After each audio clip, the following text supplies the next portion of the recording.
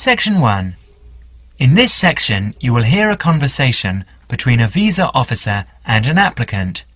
First, you will have some time to read questions 1 to 5.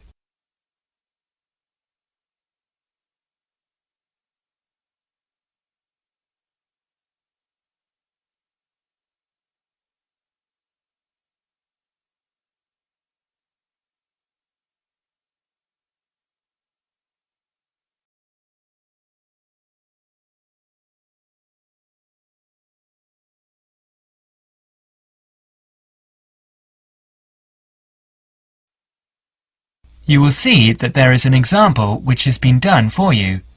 On this occasion, only the conversation relating to this will be played first. Good morning, Visa Office. How can I help you? Good morning.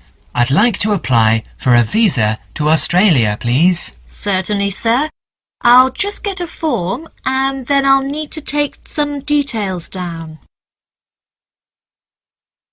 The applicant wants to apply for a visa to Australia, so the word Australia is provided in the space.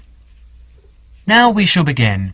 You should answer questions as you listen, because you will not hear the recording a second time.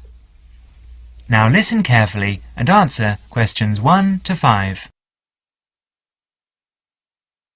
Good morning, Visa Office. How can I help you?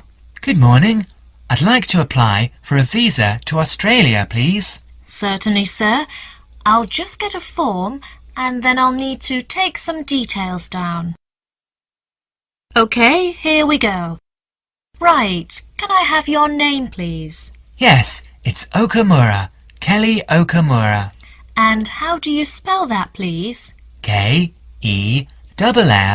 No, your family name, please. Oh, sorry. It's O-K-A-M-U-R-A.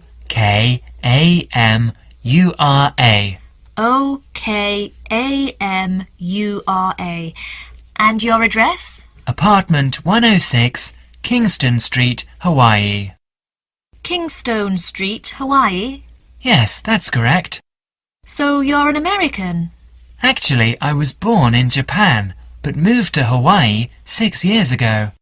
And can I have your age, please, Mr. Okamura? I'm 32.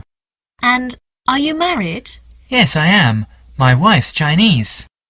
And will your wife accompany you to Australia? Yes, she will. In fact, that's the reason we want to go. Her sister lives in Sydney. Now you will have another chance to look at questions 6 to 10.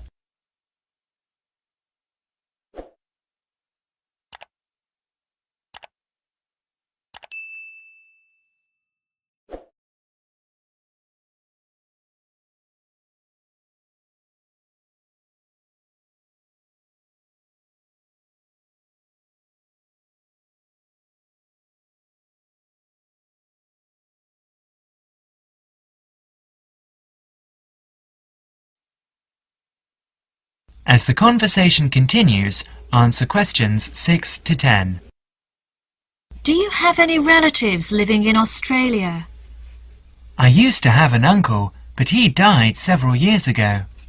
Now there's only my sister-in-law and my wife's cousin. So the purpose of your trip is to visit your wife's relatives, am I correct? Well, not exactly. Mainly because I have my own trading company and I will be looking for business opportunities. Although I do want to do some travelling as well. You know, see some of the sights, that sort of thing.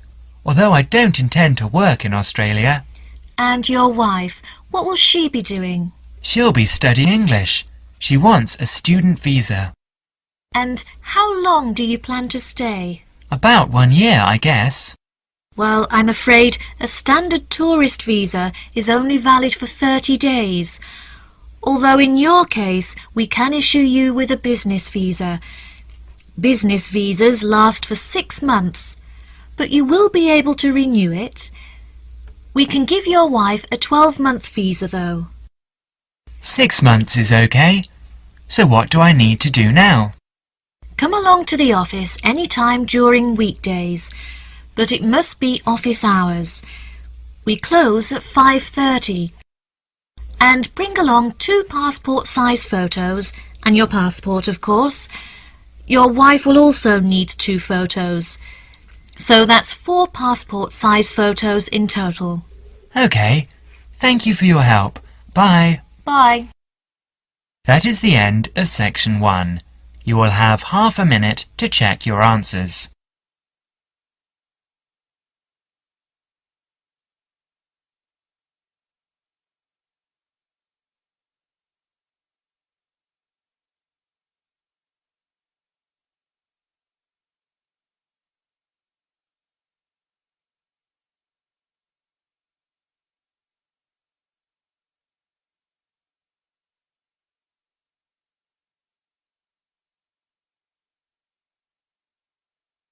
Now turn to section 2. Section 2. You will hear an informative talk given by Michael on how to keep out burglars and keep your home safe. Before you listen, you have a chance to read questions 11 to 20.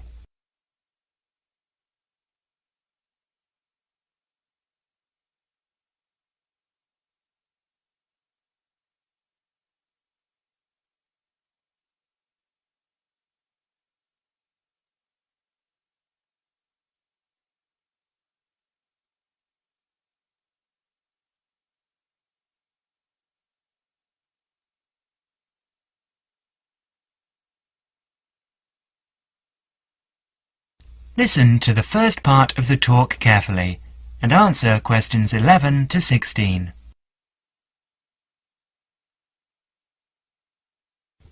Keep them out. There's no fail-proof way to keep out a burglar, but every little bit of deterrence helps.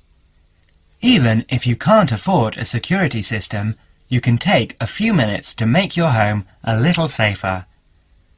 Some relatively simple steps will greatly decrease the odds of a break-in, which means you can enjoy more peace of mind.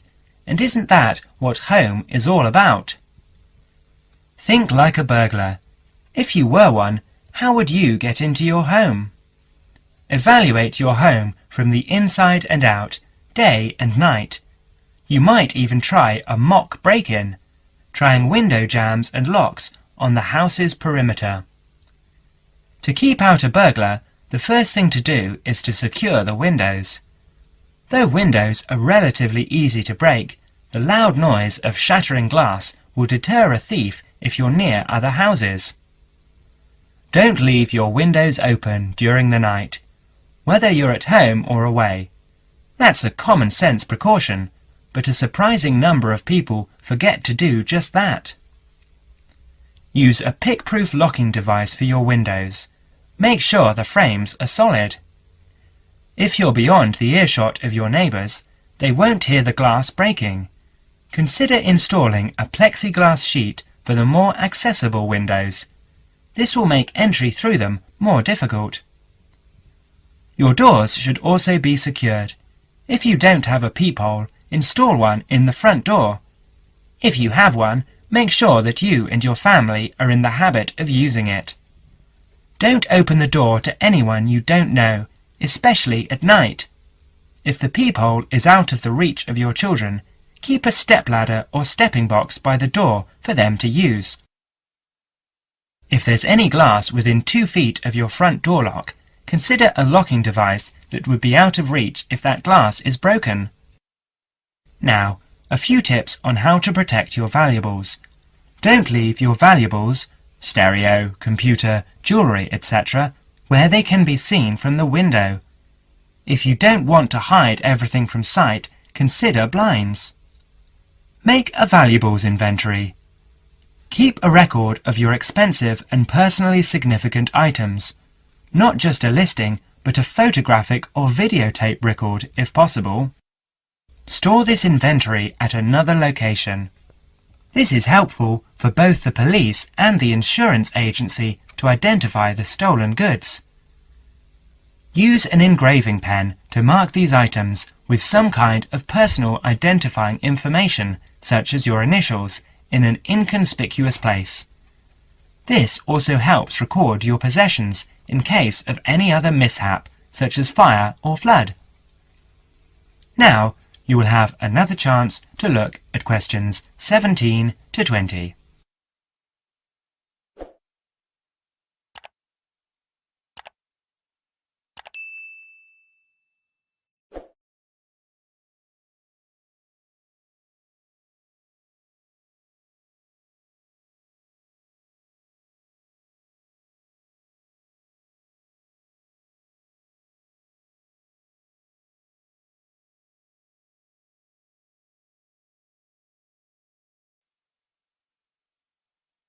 As the talk continues, answer questions 17 to 20.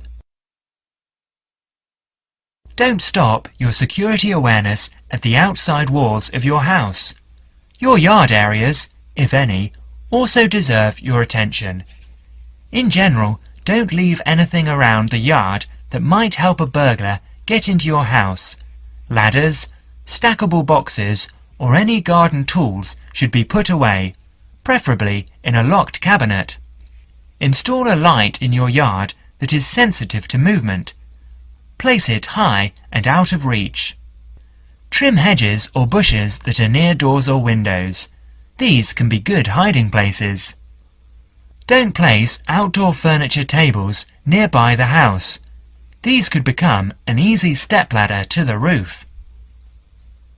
When you are on vacation, create the occupancy illusion. Maybe you laughed at your mother for leaving the lights on and the radio playing while she left for vacation, but she had the right idea. Those steps aren't quite enough, so try these strategies.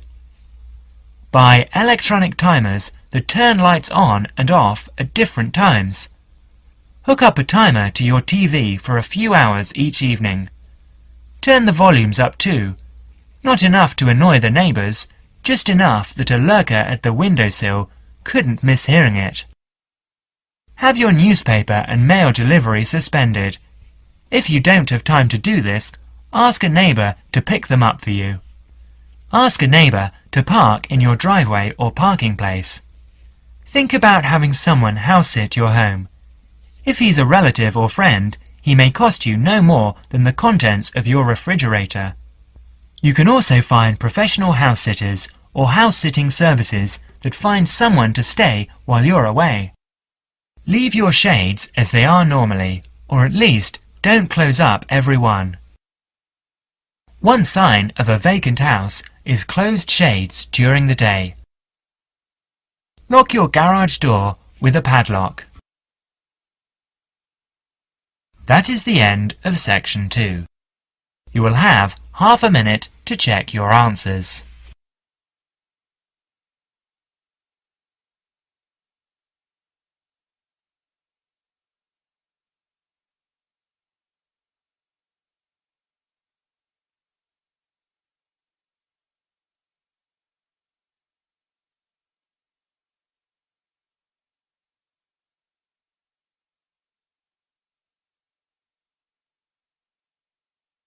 Now turn to Section 3. Section 3. In this section, you are going to hear a conversation between Anne and Merton. In the first part of the conversation, they are talking about the commands of training dogs. First look at questions 21 to 25.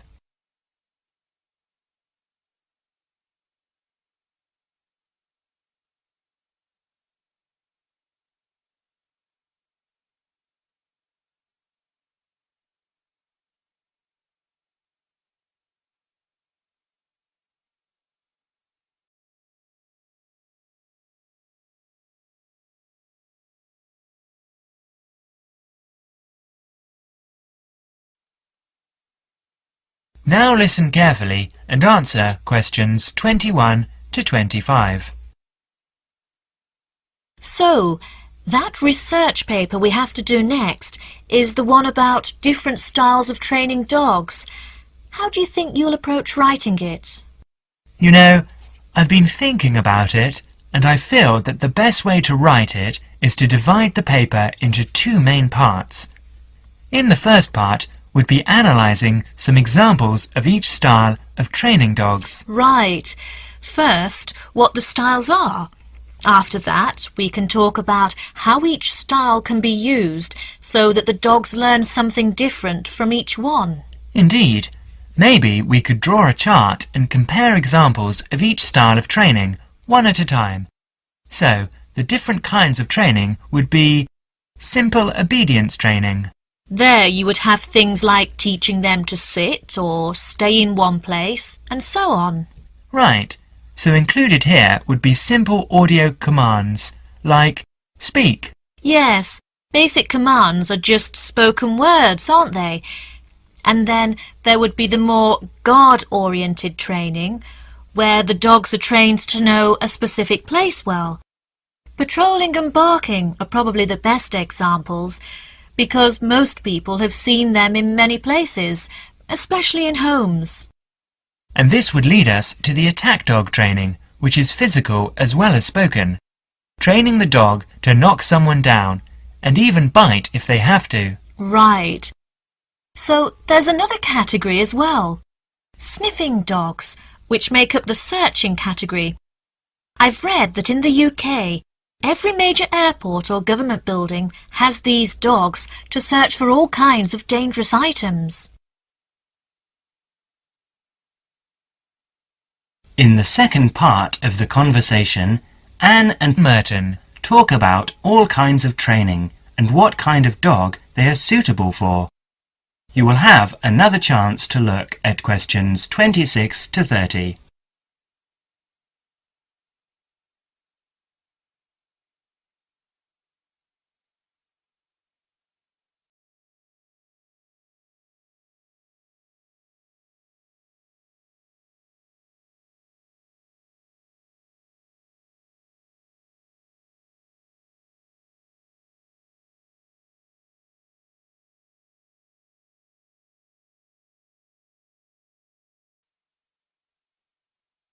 Listen carefully and answer questions 26 to 30.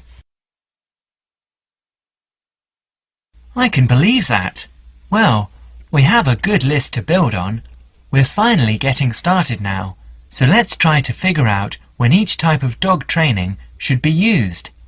I guess we can start by trying to figure out the best situation for each type of dog training. What do you mean? What I mean is whether each type of training should be used with different kinds of dogs. We could use basic obedience training, for example, and ask whether it's more useful for a small dog, a medium-sized dog, and so on. In this case, I'd say obedience training is best with small dogs because they tend to get excited easily, and this will help keep them out of trouble. Okay, that makes sense. Then, let's look at physical training. Even though some people think it's ideal for every breed of dog, I think it's better suited to the larger kinds. Small dogs usually just aren't smart enough to understand the physical commands, and they can even get hurt from them. The specialized sniffing training is the same. I think it's better with the more intelligent breeds of dogs, and it's hardly ever useful with really small dogs.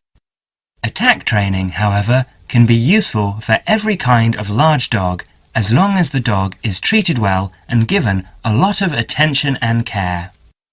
All right. And what about guard training?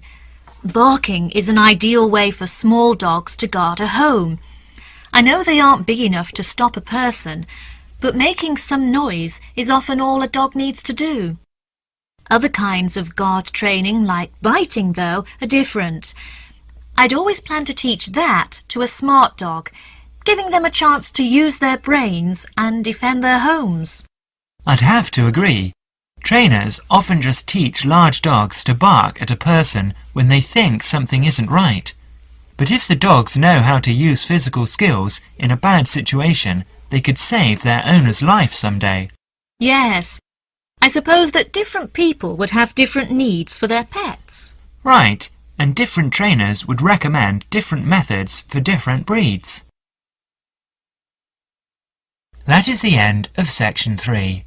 You will now have half a minute to check your answers.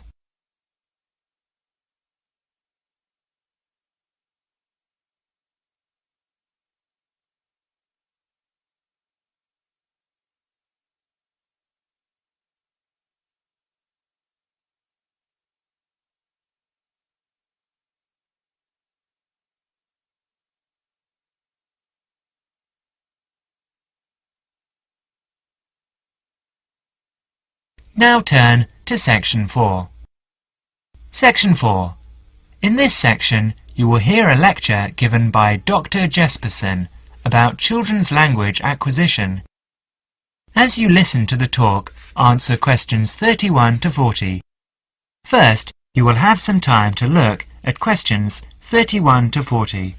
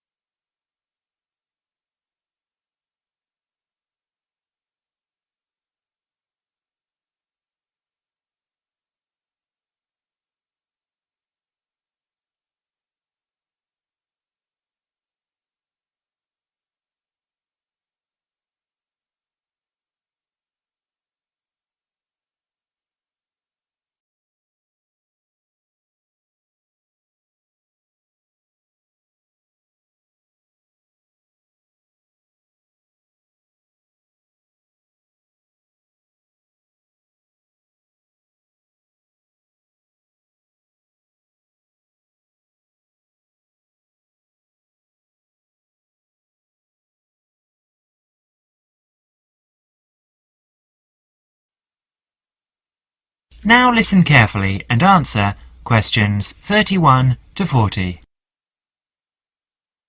Today, in our series of lectures on human language, we are going to be looking at the way in which children acquire language. The study of how people learn to speak has proved to be one of the most fascinating, important and complex branches of language study. So let's look at these three features in turn. Firstly, why is it fascinating? This stems from the natural interest people take in the developing abilities of young children. People are fascinated by the way in which children learn, particularly their own children. Secondly, it is important to study how we acquire our first language, because the study of child language can lead us to a greater understanding of language as a whole. The third point is that it's a complex study, and this is because of the enormous difficulties that are encountered by researchers as soon as they attempt to explain language development, especially in the very young child. In today's lecture, we will cover a number of topics. We will start by talking about research methods. There are a number of ways that researchers have investigated children's language, and these include the use of diaries, recordings and tests, and we'll be looking at how researchers make use of these various methods. We will then go on to examine the language learning process, starting with the development of speech in young infants during the first year of life.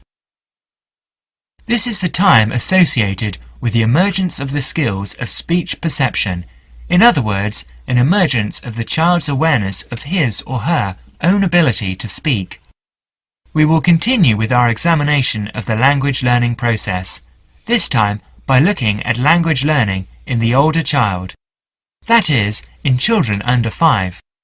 As they mature, it is possible to begin analysis in conventional linguistic terms, and so, in our analysis, we will look at phonological, grammatical, and semantic development in preschool children. In the second part of the talk, I would like to review some educational approaches to the question of how linguistic skills can be developed. In other words, how can we assist the young child to learn language skills at school? Initially, we will look at issues that arise in relation to spoken language. We will then look at reading and review a number of approaches that have been proposed in relation to the teaching of reading. Finally, we will conclude today's talk with an account of current thinking about the most neglected area of all, the child's developing awareness of written language. That is the end of Section 4. You will now have half a minute to check your answers.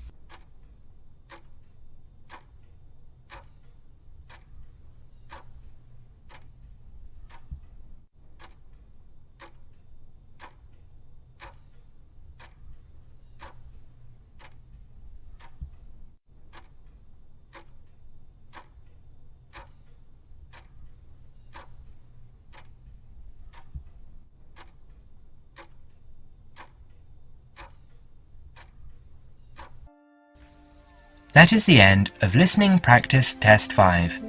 At the end of the real test, you will have 10 minutes to transfer your answers to the listening answer sheet.